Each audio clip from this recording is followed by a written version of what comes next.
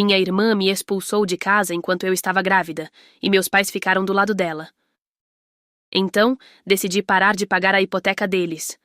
Aqui estou eu, uma mulher de 33 anos, criando minha adorável filha de 5 anos sozinha. A vida não tem sido fácil, especialmente porque as coisas com o pai dela não deram certo. Quando eu estava grávida, e mesmo depois que nossa filha nasceu, ele não foi fiel a mim. Isso me feriu profundamente, mas quando ela chegou ao mundo, eu soube que precisava tomar as rédeas da situação.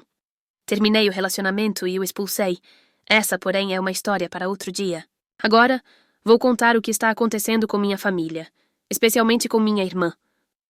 Após o término, voltei a morar com meus pais.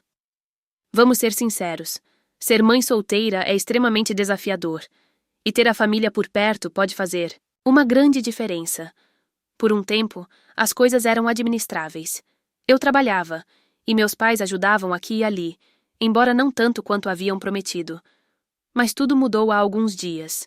Cheguei em casa e encontrei minha irmã mais nova, Ava, sentada na sala. Ava tem 29 anos, e a primeira coisa que notei foi sua enorme barriga de grávida.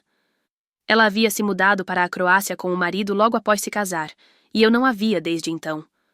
Você poderia pensar que eu ficaria feliz em vê-la, mas é complicado.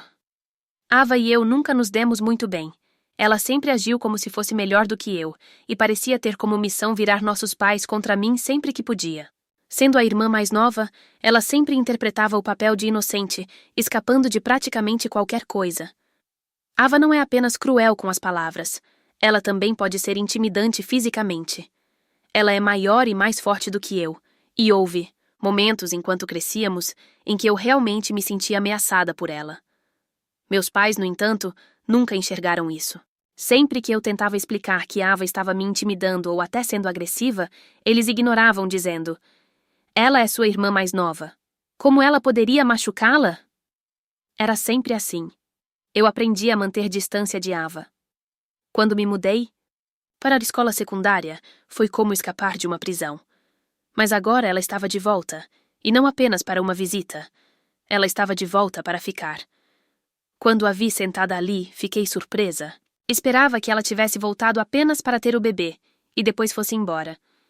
Perguntei cautelosamente à minha mãe por quanto tempo Ava planejava ficar.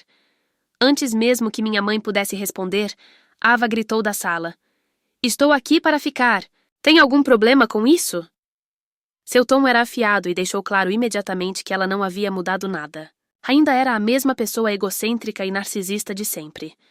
Minha mãe me explicou que o marido de Ava havia conseguido uma transferência de volta para os Estados Unidos, e embora ele tivesse acomodação pela empresa, decidiram que Ava deveria ficar com nossos pais durante a gravidez e o pós-parto.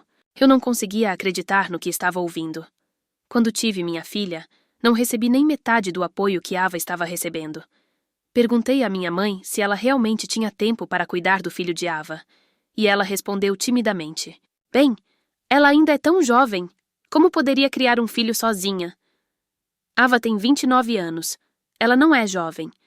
Eu tinha 27 anos quando tive minha filha, e lidei com quase todo o pós-parto sozinha porque meu marido não estava por perto.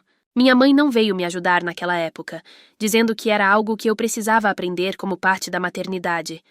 Mas ali estava ela, se desdobrando para ajudar Ava, cozinhando para ela, trazendo suplementos e fazendo o possível para deixá-la confortável. Eu estava furiosa, mas mantive a calma. O favoritismo sempre foi óbvio, mas isso elevou a outro nível. Durante anos mantive distância de Ava por causa disso, e agora aqui estava eu, vivendo na mesma casa que ela novamente. Mas desta vez, não era só de mim que eu precisava pensar, era na minha filha também. Quando me separei do meu marido, aluguei um lugar para mim no início, mas meu pai insistiu para que eu me mudasse com eles. Ele disse que a casa era grande demais para apenas os dois e que poderiam ajudar com minha filha enquanto eu trabalhava. Parecia um acordo justo. Em vez de pagar aluguel pelo meu próprio lugar, eu poderia pagar a eles e economizar um pouco de dinheiro. Além disso, eu estava passando por muita coisa emocionalmente. Gravidez, pós-parto, a infidelidade do meu marido. Então, aceitei a oferta deles. No começo estava tudo bem. Eu pagava o aluguel e minha mãe concordou em cuidar da minha filha de vez em quando.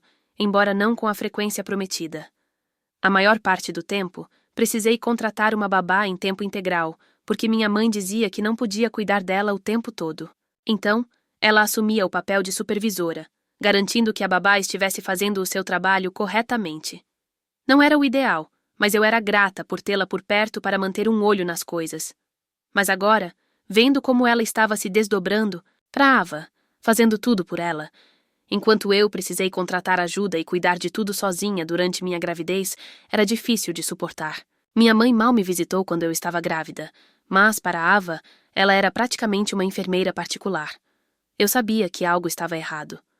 Meus pais tinham concordado em deixar Ava morar com eles permanentemente, e eu não conseguia afastar a sensação de que estavam tramando algo.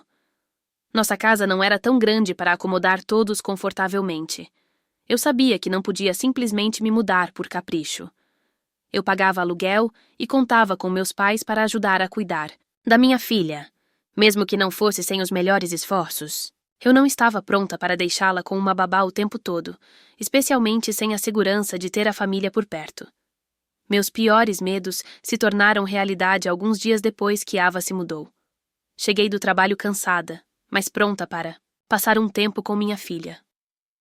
Assim que entrei na garagem, algo parecia errado. Meu coração afundou quando vi minhas coisas, malas, caixas e sacolas, empilhadas na varanda da frente. E ali, sentada nos degraus ao lado da pilha, estava minha filha. Ela abraçava os joelhos, parecendo pequena e assustada, esperando por mim. Corri até ela, tentando manter a voz firme. "O que está acontecendo, querida?" Eu a abracei com força, sentindo o coração pesado e o estômago revirando de tanta raiva e indignação. Minha filha estava apavorada, e eu precisava ser forte por nós duas, mesmo que, por dentro, tudo estivesse desmoronando. Respirei fundo, tentando organizar meus pensamentos enquanto acariciava seu cabelo e a colocava de pé. Com o sangue fervendo, peguei nossas coisas e entrei em casa, determinada a descobrir o que estava acontecendo. Ao abrir a porta, me deparei com Ava esparramada no sofá, com um sorriso triunfante nos lábios e comendo algo, como se nada tivesse acontecido. Minha mãe estava na cozinha, fingindo que não via nada, e meu pai, sentado na poltrona, olhava para a televisão como se eu e minha filha nem existíssemos. "O que é isso?" perguntei, a voz baixa, mas carregada de raiva. "Por que minhas coisas estão lá fora?" Ava deu uma risadinha sarcástica e respondeu, sem nem ao menos desviar o olhar da tela do celular. "Precisávamos de mais espaço. Não é como se você fosse insubstituível." Minha mãe apareceu na porta da cozinha, enxugando as mãos em um pano de prato, e dizendo com a voz mais fria do que jamais imaginei ouvir dela: "Você sempre soube que não ia poder ficar aqui para sempre. A Ava está grávida, precisa de espaço e tranquilidade. Você é uma adulta, querida, vai dar um jeito." Foi como levar um soco no estômago. Eu pagava aluguel, ajudava na casa, e agora estavam me jogando para fora sem sequer me dar um aviso. "Vocês estão me expulsando?" perguntei, a voz trêmula. "Eu e minha filha, depois de tudo que fiz por vocês?" "Ava precisava de apoio", meu pai murmurou, sem nem olhar para mim. "E é isso que estamos fazendo." Ava, é claro, estava adorando cada segundo.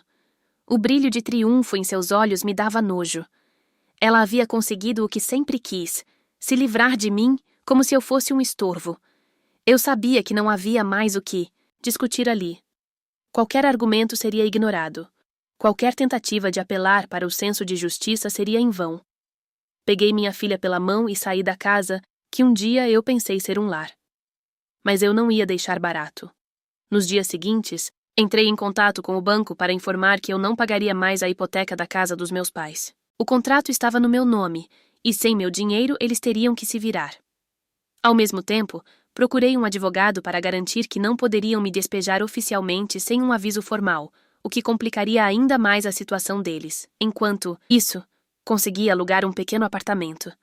Não era muito, mas era nosso, e minha filha finalmente pôde dormir tranquila, sem o medo de ser expulsa da própria casa. Inscreva-se no canal para mais contos como esse.